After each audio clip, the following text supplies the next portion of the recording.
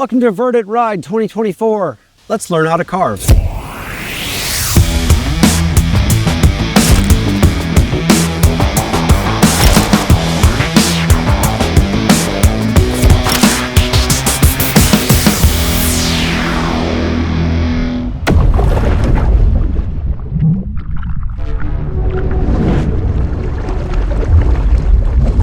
The show's about carving. So let me keep it about carving, because a lot of you guys ask me, how do you carve like that? How do I learn how to carve like that? Okay, carving strong and hard. Speed. You can't really carve deep unless you have enough momentum to, let's say I'm on the board, I'm going to take my little thumb grips out of here so I can communicate with my hands better. So you're on the board, you're riding your board like this. If you don't have enough speed and you tilt, you're just going to fall into the drink. You need to have enough speed where you can ride sideways, and then the G-forces are moving sideways to the board instead of straight down to earth.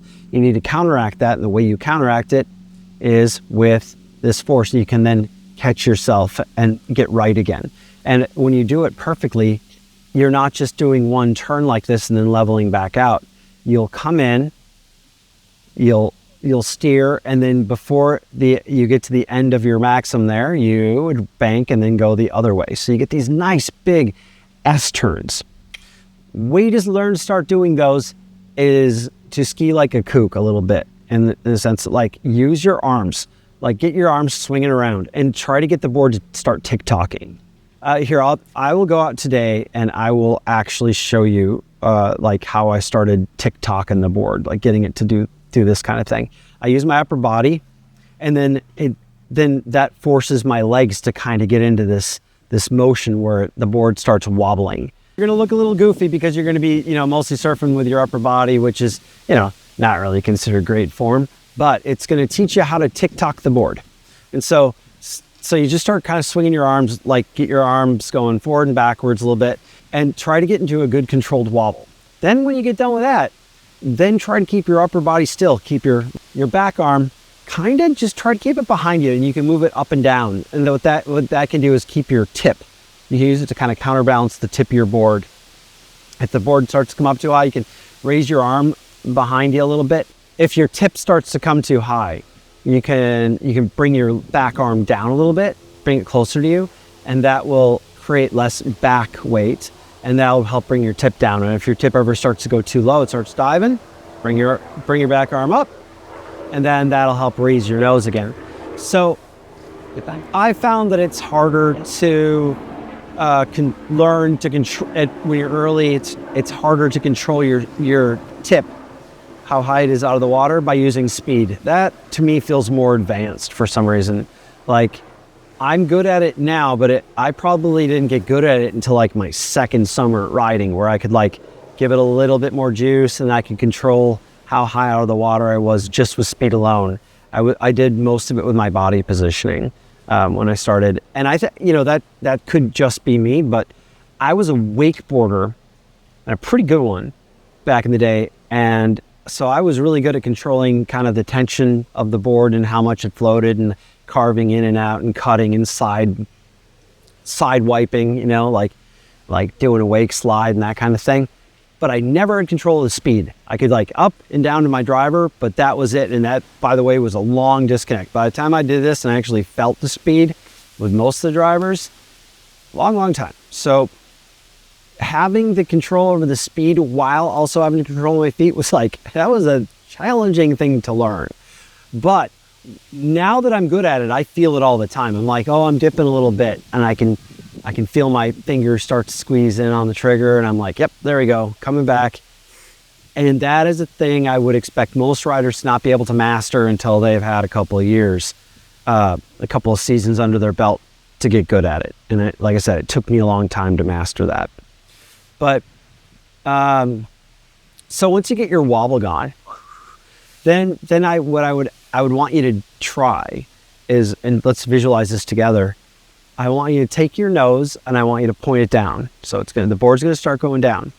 And as you do that, I want you to start to bank in that direction, and then immediately shift your weight so that you bank the other direction. So you're going to start by diving, and then you're going to do this maneuver. You see that? It's a little bit this way, and then immediately, kind of like an airplane pulling off one of these banks. You do that, and then kind of work on keeping your speed level. Try to shift it around this way so you get that big ass S-turn. And when you start mastering those, that's where your dopamine reward is going to come from doing this sport. Or at least for me, that's where it is. When I start pulling off those big, hard S-turns, it feels amazing. And then there's another version of that I like to do. The way it feels to me is that I'm pulling off a big S-turn on a snowboard in deep powder. So in deep powder, what I'll do is I'll kind of start a dive on the eFoil, but then I'll hop up and then I'll drop down the middle and I'll hop up and I get kind of this half pipe feel to it. I keep the board where I need it to be out of the water by bringing in more or less in my knees. And even though, man, I've got just tons of knee injuries and like, I try to take it easy on my knees doing this, it's not real ferocious on me. It's a very nice springy feel where it really feels like I don't really have to put much effort into it. I get these nice hop swoops on the outsides. Right as I'm about to turn, I kind of give it a little hop and then I punch it back down again. And it's a really beautiful feeling. If you do it right, you'll be able to get very similar feeling to a hop turn in deep powder, regardless of the conditions. I mean, this is the kind of thing where like, if you're lucky and you take 2 weeks and go skiing, you may get 2 nights of deep powder if you're lucky, right? There's perfect conditions. And like, I can get it every single day. And it's a good windy day today. I love it when there's a good headwind because I can really kind of view the crest in the water and like ride one where I can go really low and time it just right. Feels so good to do it. So let's work on 3 turns today. Let's do some wobbles. Okay, and I'll do some by doing it with my upper body, these big upper body movements. I'm going to look all kooky and that's fine. But then I'll do some just with my lower body so you can see the difference. And like you'll get a sense of kind of how I'm doing that. Those feel good. It's like Tick-Tocking on a kind of skateboard. Super easy to do, easy to control, and they're, I would say, good for getting you started, getting control over the plane of the board. You know, it's balanced like left or right, and like it's about sliding that wing underneath it where you want it to go and getting a feeling of where it is and how to get your weight over back on top of it and let it go to the side and then get back over on top of it or keep it balanced in the middle. When you do these fast enough, your upper body doesn't really move all that much. It's more like happening in your feet. So then we'll get some deep S turns. Then we'll do some powder turns, some big powder hops, right? And I think that's good to get started. The trick is though, remember, it's high speed. Speed is how you're allowed to do deeper turns without just falling straight into the water. I'm going to let you guys know, here's what I'm going to be surfing on today. It's going to be Lift 4. My favorite wing is the 100 Surf V2, the 36 Glide for a rear stab. And I'll tell you what, so yeah, I think at the end of the show, what I'll do is I'm just going to list the inventory of everything I used in this show so that people can see what I'm using. Because I think I get asked that question probably more than any other. What are you riding? So yeah, if you want to know, watch till the end and you will be able to see it. I'm probably going to get still asked that question. What are you winging on? And I'll just say, watch till the end. You'll always see it there. In fact, if you could all do me a favor, whenever you see someone asking, what are you riding?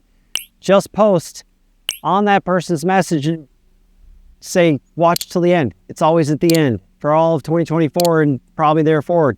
Watch till the end. And the next question I get asked a lot is, what are you shooting with? How do you shoot your videos? I will do the same thing.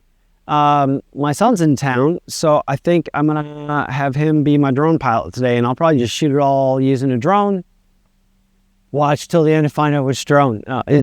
I shoot with a FPV drone called the Avata by DJI.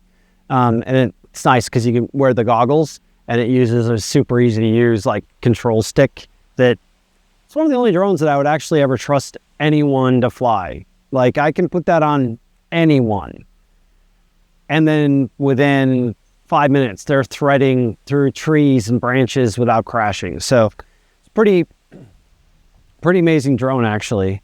And let me know if you want me to do a show on that, because if you want to get water sports like you're really there, that's the best drone I found to do it. Yeah, it doesn't have tracking or anything, but if you got a good drone pilot, that's how you shoot that stuff. Anyway, I feel like surfing. It's a beautiful day. It's a windy day. I love surfing in wind. The stronger, the better. You know, I'll probably also do a show about this. Let's talk about weather conditions and eFoiling, because, man, an advantage to eFoiling has got to be that it works in dang near every condition. Of all the sports I've ever done, eFoiling actually is, I can do it more days in more conditions well and enjoy it than any other sport I've ever done in the water. By far. So we should do that. That's a good show. Let me know what other shows you want this season. I love, although I'm terrible at it, responding, but I love the conversation about eFoiling. The people, you guys that are into it, man, it's really interesting to hear what kind of things people are considering before buying. And I even like hearing about the issues you're having once you bought. Like, I want the community to help solve those whenever possible, because I know you want to get back in the water as soon as you possibly can. And it's really good to feel like you got a community that kind of knows what they're doing and can walk you through it or help you through it, or even just help you not worry about it. You know, I like that a lot. So I hope that I'm helping with the baby steps of starting to contribute to that type of community. All right, let's go surf. Let's go ride. Watch till the end if you want to know what I'm using. And tell everyone to watch the end to know what I'm using. See you out there.